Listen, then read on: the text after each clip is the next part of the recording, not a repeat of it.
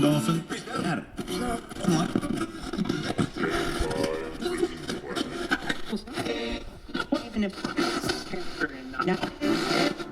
Stand by.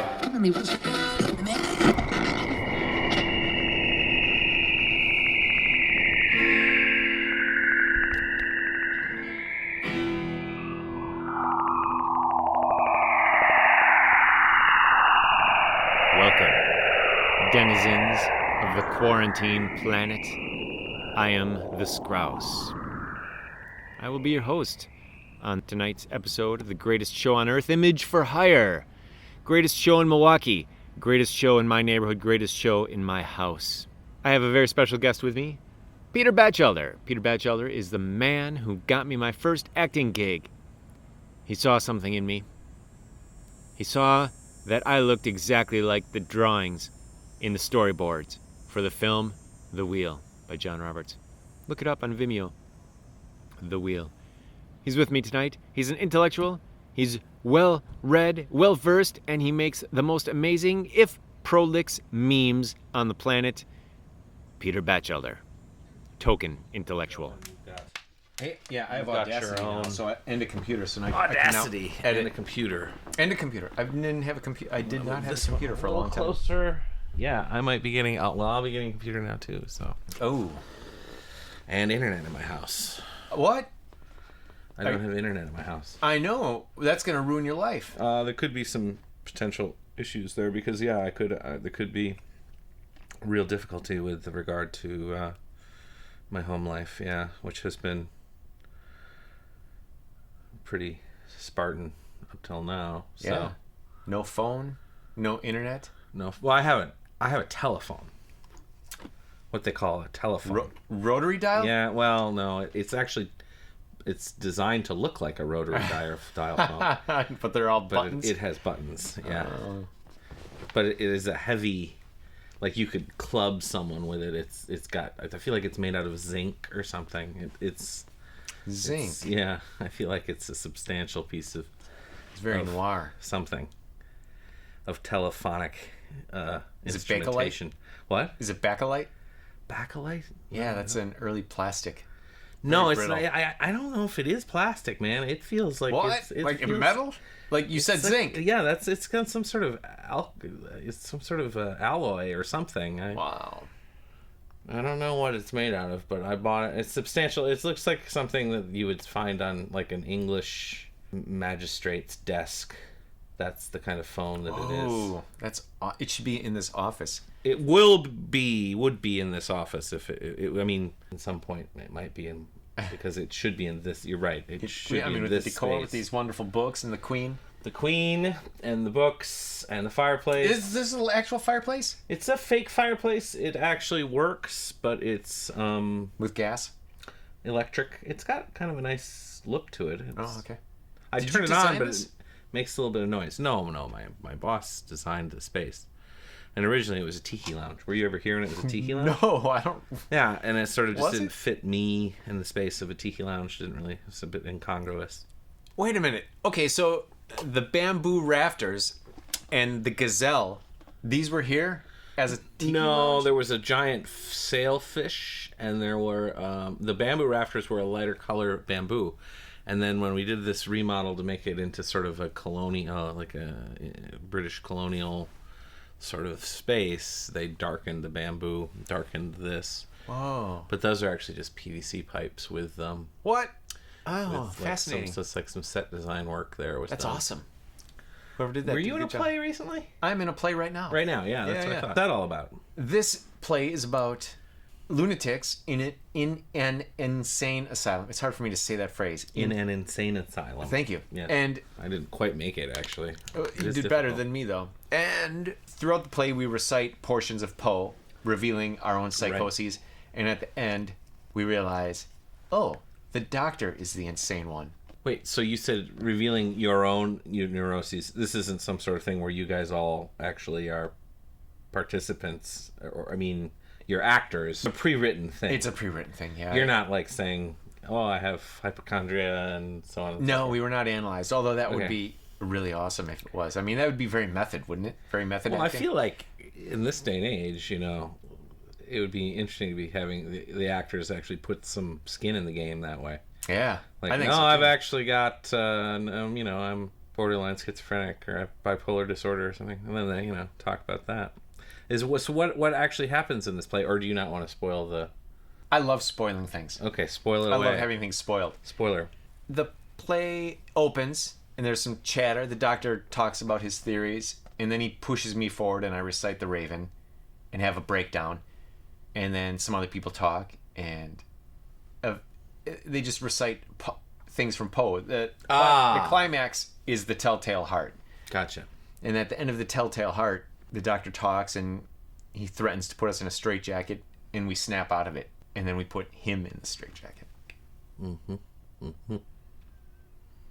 Sounds like it should be playing in October more than. You have a tendency to do these plays when it's really hot. Who does? You.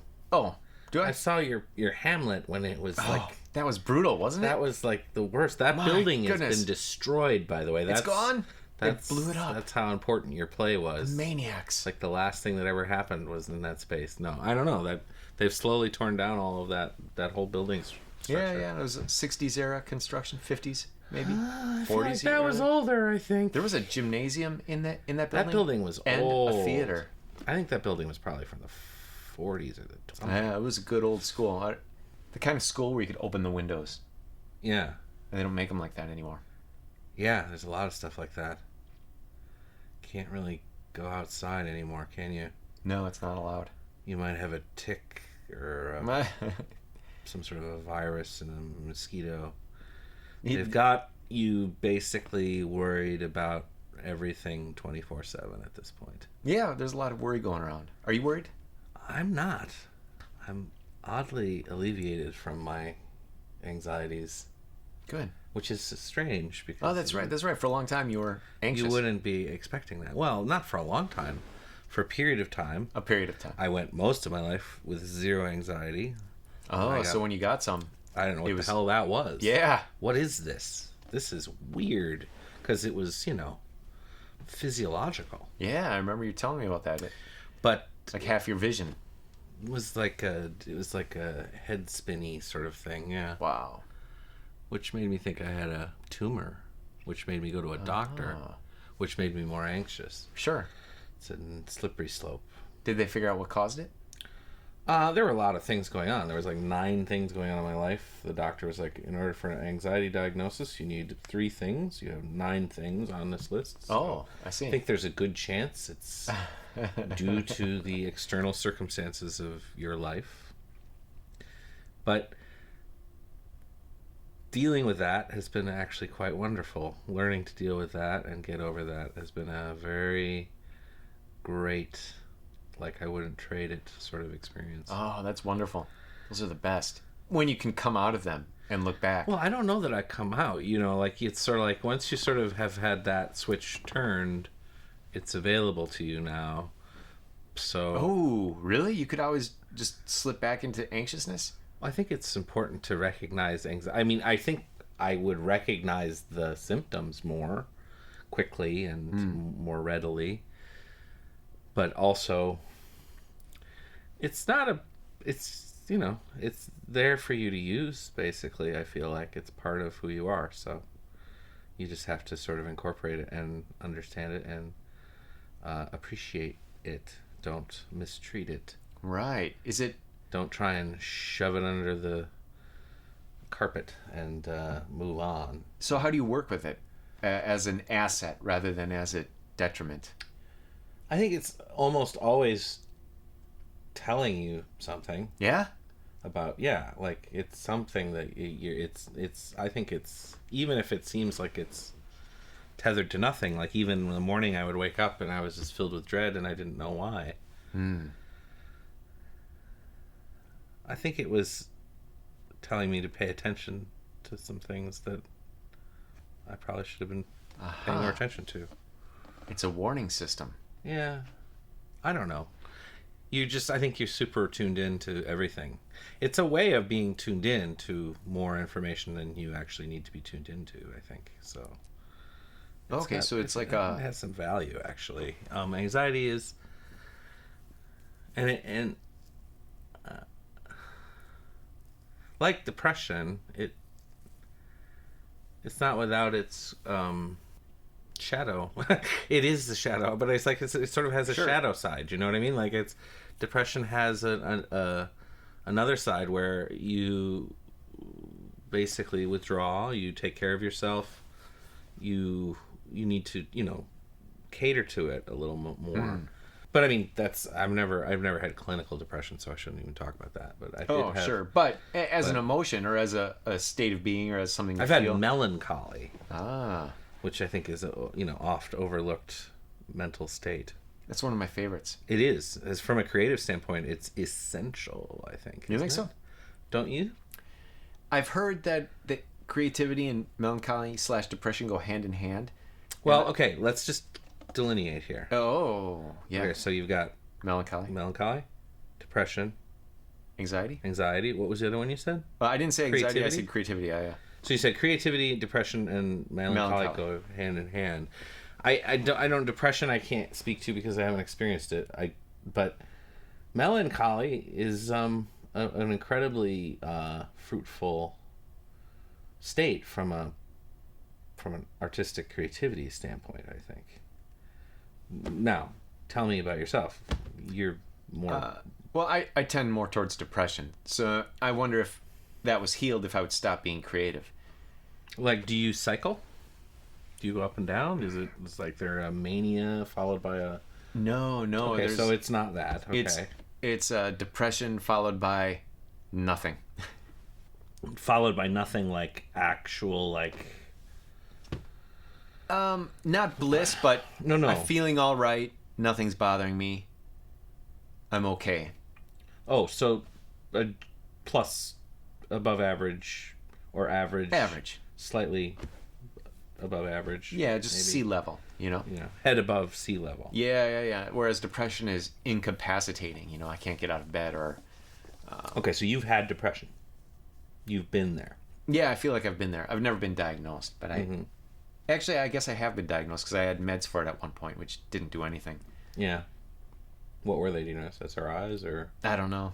And I was told they were a low dose. So you just tried to see if it helped, and it didn't. It didn't do anything. Although I was also diagnosed ADD, and those meds helped a lot. I was really happy when those were kicked in. So tell me about that. Like, okay, so when was that? This was 2009, 2010. Okay, so I mean, like, I've known you for quite a while now. Yeah, 11 years. When did you move into the St. Mark's? 11 years ago this August. Okay, so that's about when I got to know you. Yeah, you met me at a little bit earlier than that. Because so it's interesting. So shortly after that, you were diagnosed with ADHD. Yeah, and which is attention deficit hyperactive disorder. Yes.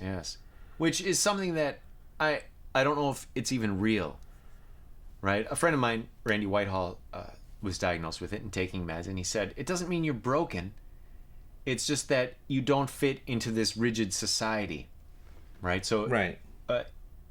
His view was that ADHD people had a mind that was really good for existing in the savannah, or the jungle, or the prairie, American prairie, where you had to run from lions and cougars, and be aware of everything that's going on. Yeah, and forget the unessential. So, in our society, that's crippling. If I forget the unessential, that's something very important to somebody. For instance. Today I had to help clean up at the basement at St. Mark's. Yeah. And I totally forgot about it. Okay. So things that are scheduled, routine things, sure, like that. It's hyper attention versus discarding things, right? Discarding things that require attention. It's a mixture of those. Okay. So the downside is you would miss on scheduled events, or... Yeah, and you'd be like, "God, why haven't I missed that? Right? Why do I keep forgetting this?" And I do it every week, and suddenly I forget it. Or is it something that you noticed that got worse with time? Is it something you feel like you always had? Is it something? I mean, if you feel like you always had it, how would you know that it was unusual? I went in to get the meds because I wanted to focus so I Okay. could be a scholar, right? Okay. And read the texts and understand them. And you were having trouble with that? Oh my goodness, yeah. Okay. I don't know how. I met a kid in grad school who was proud that he'd never read a book. Mm-hmm. I just wanted to punch him. And then I wanted to punch the faculty member who told me to go and talk to him about my art. Like, what? How can this kid have any insight? He's never read a book. Anyway, so I wanted to be one of those smart guys that has read books and understands them, like Jordan Peterson, my hero. And I don't... Not Rune Soup's hero, though. That guy's good, too. He does a lot of reading, but I want to hear what you think of him if you listen. I don't have a strong opinion because he's impenetrable. Oh, fascinating. I don't... I guess I don't... I would have to say I'm not there with you on that one. Did you listen to any of his podcasts? Only briefly. Yeah, Okay. I didn't really actually, because it's like I'm waiting for him to make a point. Is there one that you would point me in the direction of that was maybe the one you sent me, or? I sent you the one about Jordan Peterson. Right, which I thought that was a good critique of somebody to counter Jordan Peterson. That was the best one I'd ever heard. So I was curious what you thought of that. So you were we didn't talk about this, and we're right on tape right now. Perfect.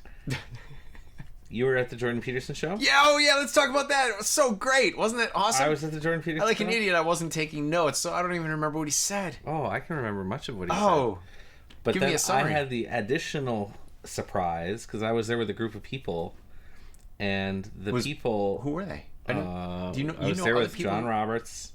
Roberts likes Peterson? Ryan Plato was there. That doesn't surprise me. My friend Nick Pipitone and his family were there. Whoa. Quinn Hester was there. Hester likes Peterson? Well, he's a little on the fence. But he was there. And but I was sitting there next to Ryan, and we were just talking, and lo and behold, one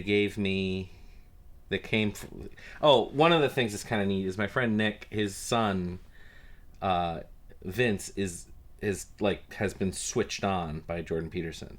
So it's so cool to see. He's like a Switched on? What was he junior like high before? kid who is just like, now he gets it. Like he's really into economics now and all this. Like That's he's amazing. just sort of had his intellect turned on. That's cool. It's really cool. And they were apparently in the bar area, and they saw somebody that they knew there, and that person that they knew there had an extra backstage pass for the end of the show, and they came and they gave that to me because they said, well, you've known Jordan Peterson the longest of any of us, so you should go get to meet him. And did you?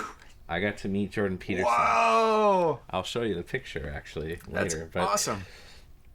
Surreal, definitely experience, but like it was very interesting. So his talk was odd because I just felt like we're sitting there listening to like a man talk, which is fine. You and I are fine with that, but it's like for a lot of the people in that audience, I imagine that was the first time they'd ever been to anything like that. Oh, interesting. Yeah. And it sort of smacks of something from another century. Like it seems Right, when like people something used to from go like to the lectures for 1800s. entertainment. Yeah, Yeah. like you go down to City Hall and listen to Emerson talk about, ethics or something. Right. So like, yeah, it was that kind of an event, and so he's just up there vamping basically, which is pretty cool. I was also wanting to know what the name of the psychological, what was the name of the phenomenon where when you go to something like that, you hear something that seems to pertain specifically to what you're thinking about at that precise moment. Isn't that synchronicity? It's sort of like synchronicity. But it's like a subset of synchronicity. It happens at churches and sermons often. Like if it you go does. and you're really working through something and you're trying to figure something out, you go to a church and you listen to a sermon, and it's like, man, it's 9 times out of 10, like it happens to be right on target as far as something you were thinking about or whatever. Or and that happens with reading too. Like you'll be like working through something and then you'll just open up a random page of a book somewhere and it'll be like, sure, this is just exactly what I needed to hear. So there was some of that with that what actually he talked happened about. when I was introduced to Peterson by you. I was working on my MFA thesis and talking about creating reality or whatever in mythology, and then you made a post, this amazing thing about mythology, and I was like, where did this come from? How does he even know about this? And I asked you if you were plagiarizing, and you said very heavily. And you directed me to Jordan Peterson. Maps of Meaning. Ah, yes. Maps of Meaning. Yeah. But so... Okay, so, yeah. Well, so do you want to talk about backstage or so you don't actually go backstage. It's rather interesting. So when the show was over, we did his questions, and then everybody left. Then there's a group of about 50 people that stayed behind, and then we all went up to the front, and then this guy came out and said a couple of things. He's like, get in a line this way over here. He said that, what's interesting is that Jordan has given a different talk every single night.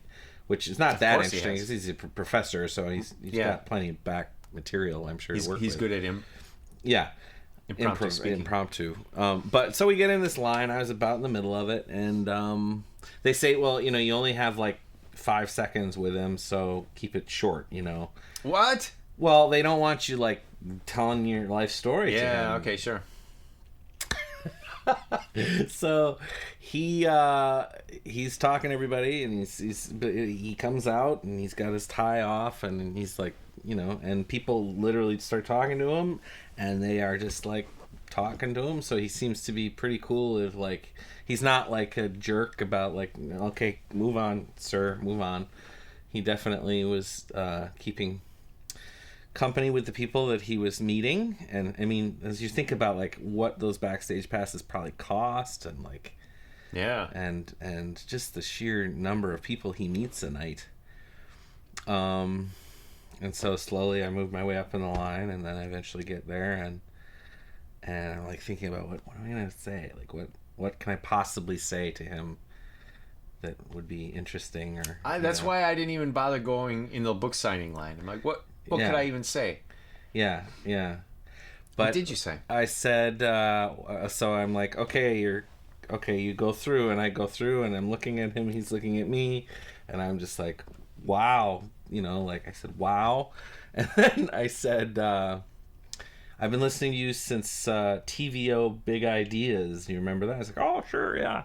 Good impression. And then I was like, yeah, there was a lecture about reality and the sacred, and it was a lecture about, a dinosaur in the house. He's like, oh, a dragon, yeah. And it was like, and I said, oh, okay, yeah, those were. It's like, oh, yeah, good little lectures, weren't they, or something like that. And I was like, yeah, they were really good. And I said, I had no idea what you looked like for many years because you were just a voice to me. So a Canadian voice, as it happens, distinctly Canadian. And yeah, he is. And I think that's about it.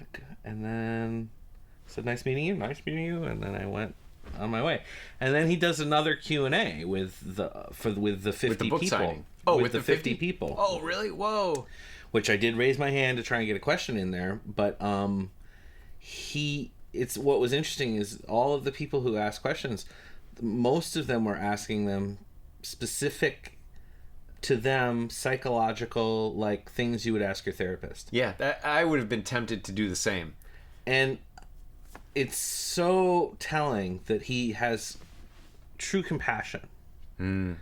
Like a doctor, like a physician. The kind you want. Yeah, like a kind you want. Yeah, like a physician, like a true healer. Yeah. Like he really does want to help people. And so he's and some people ask him some damn hard questions. Like really? Questions about like, what do I do if my friend wants to commit suicide?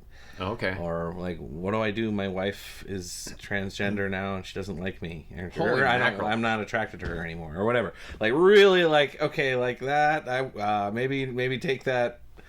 Like maybe write me a letter about that and I'll answer it down the road. Like, but right out in public to be able to ask those questions. Yeah, and people were a lot of honest, desperation. and he was one of the interesting ones that we should talk about. Yeah, was a little kid. There's a little kid. No, not a little kid. Oh, like a 20-year-old. Yeah, like 20-year-old. Okay. A kid in college who said that he was a composition major, and he thought that, here we are sitting there's the statue of Wagner and the statue of Beethoven. Yeah. It was like we're sitting under these, masters, and we go to music school, and they teach us to write essentially what I imagine is still, abstract music concrete or something, where they, they poo-poo writing music and it's not phrased as postmodernism. It's not, that's not the stated agenda, but that certainly ties into the Jordan narrative as far as everyone is talking about, Marxist postmodernism, whatever. But Sure. But it's funny because I certainly remember that too when I went to film school. So there was a part of me that's like, oh, get over it, kid. You'll be all right. But it's true in music departments everywhere in this country. And he said it's bad enough when they do this in the humanities, right? Mm-hmm. In the music lit classes and the music or the the literature appreciation of these things. But when they actually do it to the art students and sort of squash them, and so you would have went through this, and I went through this. Yeah, for sure. This kid went through it with regard to like I know so many stories of like composition kids who went to colleges who were basically turned off by the fact that they were encouraged to not ever write anything other than sort of John Cage inspired abstract music. Modern music, potentially not even music by standard definition. I just thought that was an interesting question. His response was sympathetic, obviously, but like that is something that when we went to film school, we obviously learned extreme weird filmmaking. Well, you went to an experimental film I school. did, and but a lot of people don't know that. I think it's a kind of an interesting exception in the fact that I don't know that there are a lot of film departments as experimental as UWM's, but there are a lot of music programs that are emphasis on. Okay, sure. Because I have a friend who went to Eau Claire, Wisconsin, where they have no business being avant-garde intellectualist, abstract. So, it's interesting to me. I don't understand. Like, I never really questioned that this was part of some potentially wider agenda, and I don't actually think it is. I think it's an accident. I agree. I think it's an accident as well. But yes, I think it's just they're a bunch of sheep following each other. Yeah, yeah. It's like it's ironic because they're in a creative field, and yet there's this. Well, that's one of my beefs with people who are creative and mystics. Right, like it's one of my beefs with mystics. Mystics. I got a bone to pick with these mystics. Oh, I have such a bone to pick. What's your bone to pick with the mystics? They're supposed to be enlightened, and artists are supposed to see things from a higher or a different angle, right? Higher level or different angle, seeing other things. But all they see is leftist politics. Do you know what I'm saying? All they see is it's when you go to art school, you have the feminist, you have the environmental rights person, you have the all the cliches of all the leftist agendas. Right. And nobody can think critically about any of them. Right. How about just not even critically? How about just abstractly? Okay, tell me what you mean. Well, it's funny. I don't know if my brother labeled me, because he's quite a rational fellow. He's like, well, you're not a rationalist. You're an irrationalist. What? And I was like, well, yeah, I'd say that's probably true. I'm an irrationalist. I don't necessarily consider myself to be a rational person. I don't respond to rational argument necessarily, but the advantage of being a rationalist is that you have both irrationalism and rationalism at your beck and call, as far as at your disposal as a way of processing the universe. Okay. So I'm pro-irrational because it actually has rationality in there. You can be also rational. Okay, good. That's interesting. That's one of the advantages. If you're irrational, you can't be irrational. Whoa. Right? Like, you can't. If you're a rationalist, because you're defying strictly rational. If you use rationalism to make your decisions and all these things. Okay. But I would say that artists have license to be more irrational. I live on that license. Yeah. It's interesting that Plato was not big on the artists because he basically was right. He's like, they present the world with representations of the world that are not well informed and that are essentially delusional you know, Okay. and Nice. that's not good for society, Huh. you know, right? Like that's Is it not good for society, or is it good for society? well, this is a question. Is it exercising some component of society or civilization that would not otherwise be exercised? I don't know. Anyway, rationalism Okay. and irrationalism, and I'm an irrationalist, and going getting back to where were we? Jordan Peterson, the kid in music school. Oh no, you were just saying, like, okay, so if you're gonna be a weird artist, then what's the advantage if you're gonna be a weird artist in all other aspects of your life, except politically you're gonna essentially be A leftist. a standard leftist? Yeah, standard. Yeah. No deviation even. Yeah, like a lockstep leftist. Yeah. Essentially. Exactly. Like, you're not even gonna question any of the tenets of your own side, or any of the preconceived biases you may have towards the other side, or even maybe take a step even further away and say the idea of sides is perhaps worth examining, right? Yeah, sure. Like, I agree. let's maybe go like even further out, a little more meta, and say that maybe this entire concept is, you know, a false narrative of some sort, or Yeah, undoubtedly. yeah, I mean, And the thing is, to get an artist or a mystic to that point, so I've not is encountered many impossible. mystics, so I can't say that I've. Oh, I've been listening to the Rune Soup guy is Is one he of a them. mystic? Well, I lump him in that category. He's a chaos magician. Are you familiar with chaos magic? I'm not. Could you just give me a very brief thumbnail sketch? Yes. It's postmodern magic. So if you have the grimoire tradition, where you have a guy in robes with a book and a pentacle and a chalice and candles and everything, incanting things in Latin and summoning demons through the Goetia, or the Keys of Solomon, Okay. right? Yeah. That would be classical. Yeah, that would be standard. And that would be standard. Chaos magicians strip away everything and just try to do it without any of the mumbo jumbo. Okay. And their thing is, if it doesn't work, if your idea doesn't work, jettison the idea, right? Okay. Keep experimenting, things like that. Wow. Gordon White, I didn't want to say his name, but there it is. He is big on, he's a chaos magician, but he's very educated in all the grimoire traditions. You know, he's studied them for several years, and he's interested in psi research and animism and what is reality. Yeah. So a lot of these questions, and he has interesting guests. Dean Radin was one of them. Dean Radin, of course, I am familiar with, but So Dean Radin just wrote a book called Real Magic, did he? about magic. What does that suggest? That his conclusion was that something is really happening. Uh-huh. We're not sure what it is. More research needs to be done. Okay, yeah. That Rune Soup, what was it? His version of Chaos Magic? What's it called? Chaos magic? No, is that what it's called? It's actually called Chaos Magic. Chaos Based on, after the Gleek book, Chaos. It reminds me more and more, the more I hear about these things, the more I hear about these weird things, the more I'm convinced the sort of Chesterton was right when he said people who don't believe in anything don't believe in nothing, they believe in everything. Essentially, or something. That's the quote. It's Right, that sounds like botched it. Chesterton. You might want to watch your feet there, by the way. Oh, yes, But, I'm aware. yeah, Chesterton says it's like they don't believe in nothing, they believe in everything.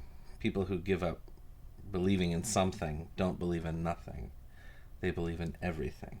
I think that's it. Or anything. Oh, okay. Now I'm getting it. They'll believe So in the anything. Chesterton quote, which is something along the lines of, yes, people who still not who committing don't to it. believe in something don't believe in nothing, they believe in anything. Chesterton was a genius. Yeah, I was just listening to an essay of his about lying in bed in the morning. Yeah? Yes. What did he have to say? It's like he thinks he was joking. It's just a silly essay. He had a great sense of humor, too, as well as being very bright. And right about a lot of things. Yeah. And so succinct, right? He could just Yeah. sum it all up in a sentence. Yeah. Like that famous letter where he writes to the editorial saying, about your question, what's wrong with the world? I am. Was he the one who had the thing about the post that needs to be repainted from time to time? Interesting. No, what? Tell me about this. Because if you let it go, this sounds like C.S. Lewis. It's not, though. I don't think it's C.S. Lewis. We should probably research this stuff before we talk about it. No, that would ruin the show. Yeah. So. Oh, you're right. You're right. There's some guy that said something. I think it might be Chesterton. I'm not sure. But yeah, this idea that, true conservatism, you would think, would mean you just leave the post alone and you never address it. But okay. The post actually needs to be repainted from time to time, and otherwise it just deteriorates. Yeah. So this idea that conservatism is do-nothingism is actually sort of inherently... No, it's actually upkeep. Right. So things have to change in order. Things need to be maintained. Well, that's an active job. Yeah. That's not a passive job. You Exactly. actually have to do something to maintain things in their current state. So, but anyway, conservatism is not something that your average college art person no, they don't. is going to look into. And I don't know why that is. The only reason I did is because I grew up fundamentalist. So you had a background in that, and you probably recognized inherently that you know a lot of people who these other people are describing, and they're normal people. So there's a little cognitive dissonance in What do you mean by that? So you're from a background where you were in touch with people who were, for lack of a better expression, on the right, and then you go off to college and you're in a society that is largely left-leaning. And then when you hear their descriptions of people who are on the right, okay, and you're like, yeah, I know some of these people. They are right. It was always they are not as you described them. Well, it was more like I am not as you. Well, you might even consider yourself still.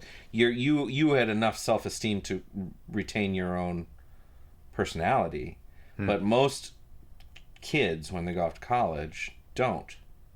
Right? Like, they're very anxious to fit in. They're very anxious to blend in with the crowd or to be part of a group. Well, and that's the price you pay, right? So now, because I don't hide the fact that I'm conservative, people distance themselves from me, you know? Sure. Which I think is an interesting thing with conservatives, is that they almost always invite discussion. And inversely, the liberal, I've noticed, tends to excuse themselves from conversation. Do they? I've noticed that. I mean, maybe I'm using anecdotal evidence. I know certainly liberals who are up to the challenge of talking. Okay. But perhaps ones that aren't that interested in exploring the topic any further simply up and leave. So they leave you, right? Oh, like, well, they have done that. And right. Others who are more aggressive shout at me. Oh, what do they say? They call me names. The best one was fatophobe. But someone called me myopic. That's rather heady. Like you myopic fatophobe. That's me. I can't help it. I'm sorry. All the phobes, I get called all the phobes. Oh, and also the alt-right. I'm called alt-right now, apparently. Oh, but, wow. Did you say, I'm not alt-right, I'm all the way right. I'm right. I'm proper right. I should just say we already asked about this, didn't we? Like, what does the alt even mean? I have no idea what it... alt just means right. Because if you're on the right, they can just as easily call you alt-right. And you'd be like, I don't understand. It's a distinction without a difference at this point. That's true. There is no difference. What is... right? Alt-right, it's just an accusation of contempt, right? So they can... No, it's a new label. But it is a new label, it's a demonizing label. It gets you a little further than right, which I don't even know if they... I mean, like, there's always that question, like, does the left acknowledge that the right has a place at the table? Does the right No, acknowledge because we're that demons. the left has a place at the table? This is, of course, part of the larger problem. But what I want to know is, so I think alt-right is now code, I believe, for racist or white supremacist. Yeah, sure. Yeah, it is undoubtedly. So the right aspect of not alt-right, just racist, but also anti-feminist and everything. Anti everything that's the leftist ideal utopian dreamboat. But mostly race, right? I think it's mostly. Issue. I'm trying to think. I mean, I'd really like. I always say I'd like to have one of these with you, with an honest to God leftist who can talk. But find them. That's the trouble. They either who wants to play. I mean, there's a certain amount of right. There's a certain amount of intellectual play that particularly. Have you noticed that leftists are humorless? I would hate to say that is a stereotype, which does seem to bear some resemblance to reality. Yeah, anecdotally, that's what I found. But so if I say something, I do know some leftists who are able to talk. But are they true leftists is another question. Right, if you can take a joke. There's a wonderful segment maybe in not left. the center left that are quite open to. And that would be Peterson, right? Yeah, or Sam Harris or any of this intellectual dark web crowd. They call it the intellectual dark web. That's what they call themselves. Yeah, that's so great. Intellectual dark web. But they're all center left. I'm on the non-intellectual there's maybe like dark web. one or two that are center right. Which would be, who's that kid? Shapiro, yeah. He's further right than center right, but yeah, it's there's stuff going on there which is interesting. As far as speaking of kid, hold that thought. When I left the Pabst Theater after seeing Jordan Peterson, there was this hunched over octogenarian, doddering old man, and his wife comes down and he says, "Didn't I tell you he was a bright kid?" I heard that guy say that. You heard that guy? So I was within earshot of and you. We didn't see each other? How is that possible? That is impossible. That is impossible because that was at the end of the show. Yeah. You left at the end of the show. And I left. I just remember a guy saying he's a bright kid. So that guy maybe stuck around after the show. I left right away. Maybe that guy went back in.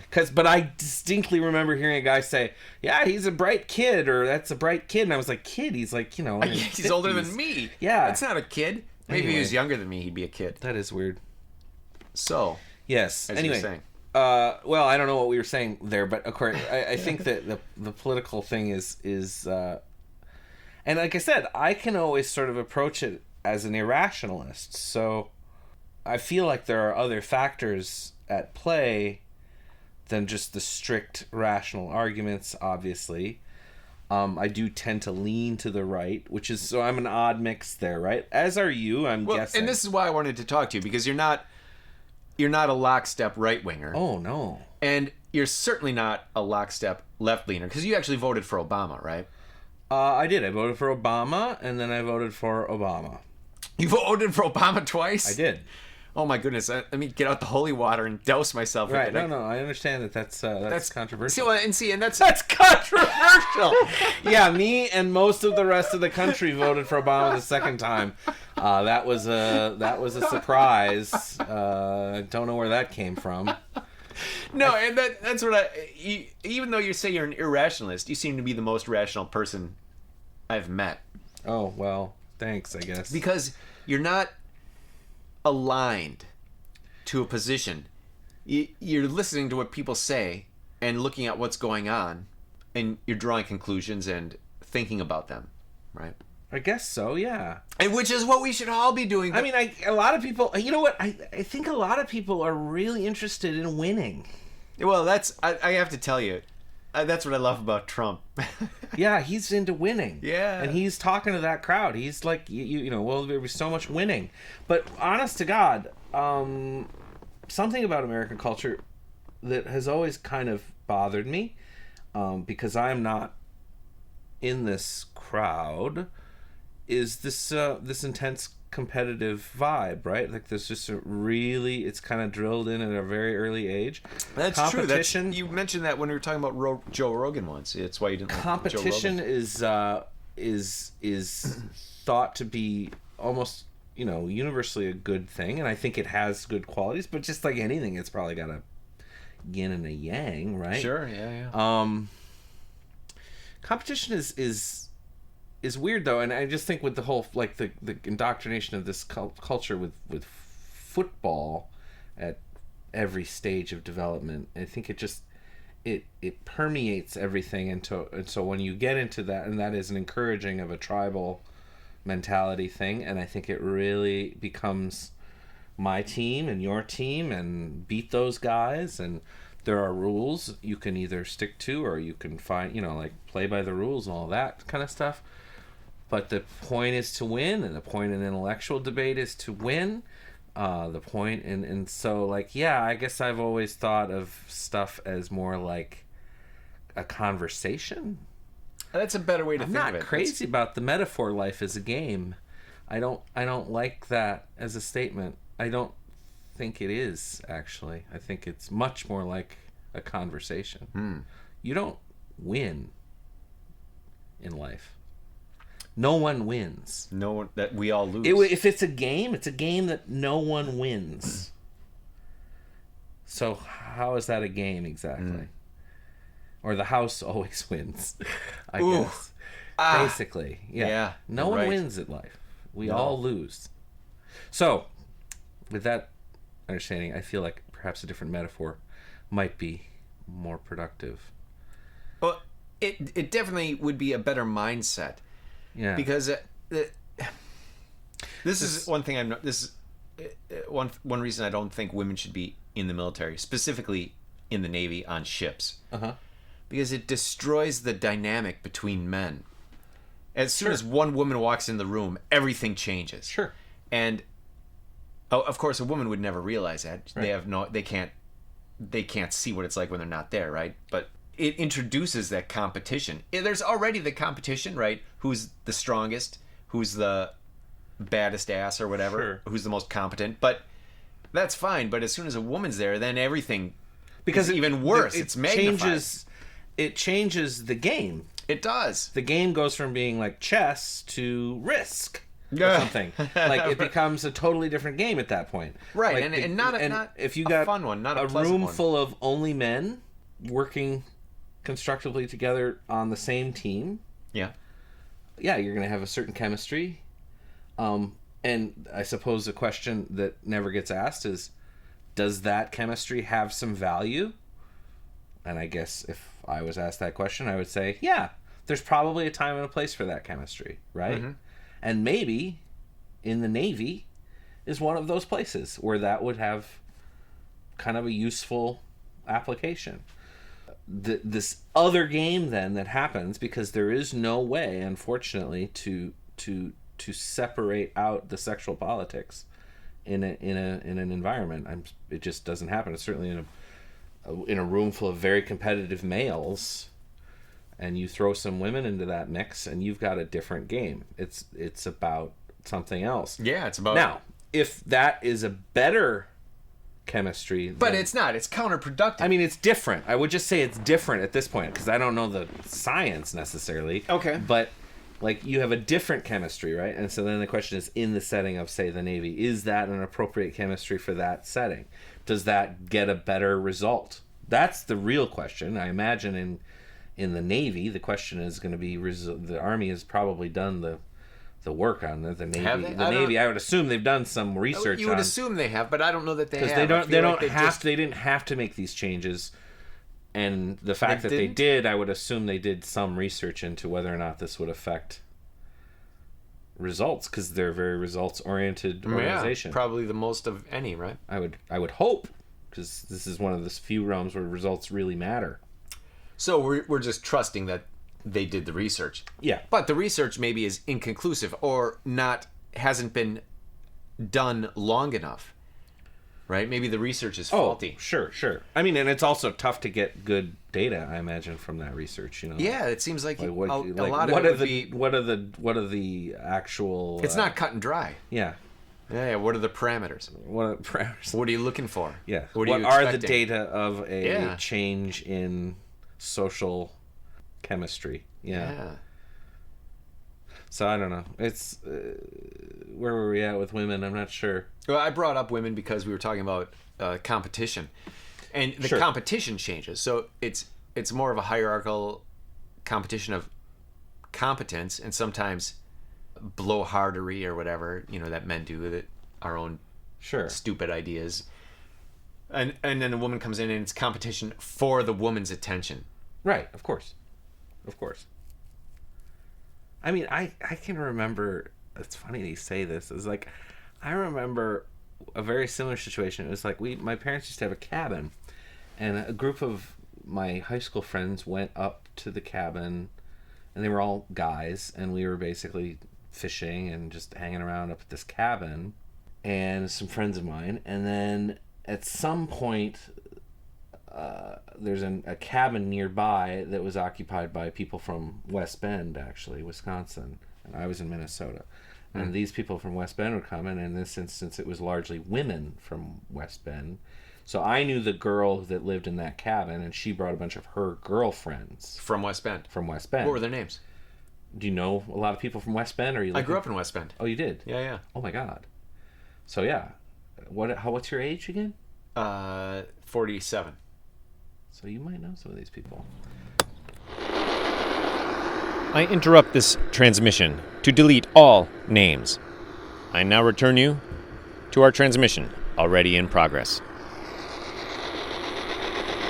There might have been one other one in that group. Okay, none of those really ring a bell. And she didn't bring any of male friends. She has male friends, but she just brought her female friends, and I had all my male friends. And then what happened? And so what I was saying is, it's like, it was just interesting because when they came over, like, certain behaviors really either dialed up, amped up, changed out, whatever. What did it cause changes in the dominance hierarchy amongst your friends? Almost certainly it must have. But what I found fascinating, and what I even find fascinating, that I found it fascinating, right? Because apparently at the time you found it fascinating. Yeah, apparently I was paying attention, because I remember like noticing the way. Okay, so that guy's really going after that one, and like I was paying attention to that, and then I had a friend was still one of my great friends, and he's a scientist, and he basically just sort of checked out. And I thought, what an interesting strategy, because the women are much more interested in him now that he seems to have shown no interest. Really? Yeah. That's never worked for me. I don't know, but I was able to observe like 4 men basically go from being just normal people to actively to being hunters, wanting to essentially using different tactics to try and attract the attention of these females. And for some reason I don't believe I understood anything about sex until I was in my 20s. So I was just... How old were you at the time? This would have been in our teens. We would have been in our teens. Okay. But I think that some of those strategies that some of them employed worked better than others. But what was your strategy? I wasn't, like I said, I honestly was in some sort of observer manager role. But was your scientist friend checked out? So were you in the same kind of checked out category? I just thought that was extremely cool. Like I don't actually know. I don't actually know if it worked for the women. I was impressed by it. Oh, I see. It actually worked on me. It worked on you. I was like, perhaps attracted to his strategy, because he was basically like, "Yeah, I'm not doing this." So he goes off and reads a book. Oh, cool. And I do think that the women were sort of interested more in him as a result of that. But because men have to do the approach, it was a no-win scenario. They may have been more interested, there were very different... He's never going to make contact. Yeah, he basically ceded that ground. I don't know. But this is all getting back to competition, and so yeah, it's embedded in us. It's and so it's not just American then. So we're talking about competition to get women. That's universal. That's. I also don't like the competition in our culture because I've always been at the bottom end of it. Well, me too. You know, I was the youngest. It's of just 5. so frustrating, and I took your scientist friend's tactic. I just checked out. No sports, no conversation with anybody. Just I'm going to sit here and I'm going to read Piers Anthony novels. That's it. Right. And it didn't work. Well, I think you've had some success dating. Oh, that's true. I have had some success, but I had to take a different tactic, right? I had to be more, I don't want to say outgoing, but outgoing. More. You had to. I had to go on the hunt, actually. Oh, I think that is a prerequisite. I can tell you that as a person who has devoted his life to not pursuing female attention. How did you make that decision, and why? And are you glad you made that decision? Well, I can't say that it's been like a hard and fast decision my whole life. There have been moments where I have attempted to pursue female attention, but it's largely based in some sort of an irreconcilable cognitive dissonance I have with having respect for the human being. And I, that's a good point, because I'm working through this with my therapist. It's happening, but yes. Yeah. But I mean, it's I don't think it's actually coherent, but that's a problem. So if I want to respect these women, that means I can't look at them as objects. But if I'm not looking at them as objects, then I can't pursue them on the hunt. Right. There is some, you go from A to B to C to D on some of that. I'm attracted, I pursue, I get to know them, I fall in love with them, we have a wonderful relationship. That seems to be the way nature and biology intended it, I think. Mm-hmm. But then we became intelligent and other things, and then we started to, read Kant and things like that, and started viewing other people as not a means to an end and things like that. Right, yeah. And I don't think that's wrong. It is very difficult. Then, what does that sound like? Okay, so I'm interested in you because you are a person, just like every other person, which does lead me to another component of the problem, which is there is a favoritism that comes with relationships that it surpasses all your other relationships. So you become singularly interested in one other person, and by doing that you have to essentially shun a certain degree of intimacy with other people, then, right? Like you'll only be sure, you're that's only the number classic one with one person, right? And that's the classic married people hang out with married people and all our single friends are left in the dust, right? Yeah, I guess I'm thinking more in terms of married people hang out with themselves. Like, well, yeah, sure. What I mean to say is, like, you only have one significant other, and in many, obviously there's exceptions, but I'm just saying, like, the way that's set up is that you basically sort of lock in with one other person, and then that person becomes the central person in your life, barring the advent of children, right? Who then and then the children take over, and your most important person becomes secondary, right? Well, secondary. Big thank you to my guest, Peter Batchelder, who agreed to meet me in his studio and do the recording. He did it with shotgun mics that were like 90 feet away across the room, and we sat in plush leather chairs with the little rivets on the side.